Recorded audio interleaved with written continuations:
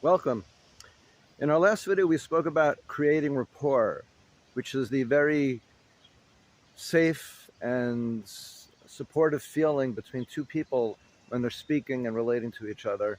And we spoke about how one can initiate that even at the very first stages of meeting somebody, when you look into their eyes and are very present and you greet them and acknowledge them and that kind of thing.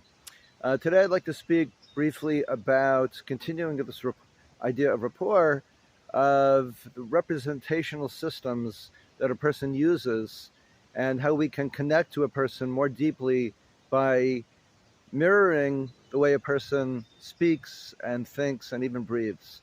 So one way that we can facilitate a really intimate and close rapport is when you begin speaking with somebody, notice and be aware and vigilant even of how they are speaking.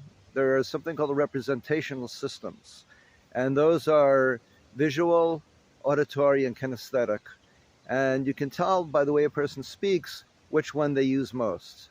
For example, a person might say, "I see what you're saying," and another person might say, "I hear you, I hear what you're saying."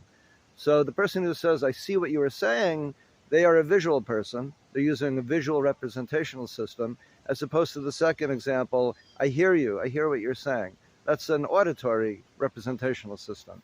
And the idea of mirroring is that in a very subtle, understated way, when you're speaking to somebody, pick up on these cues and mirror them back. So if somebody is using an auditory representational system, you yourself can use that kind of language, and that will facilitate a much deeper connection. You'd be surprised what that can do. And this applies also to even the way a person is breathing and their body language. And those things can also be mirrored, again, in a very subtle and respectful way. And we'll speak more about that in our next upcoming videos. Thank you so much.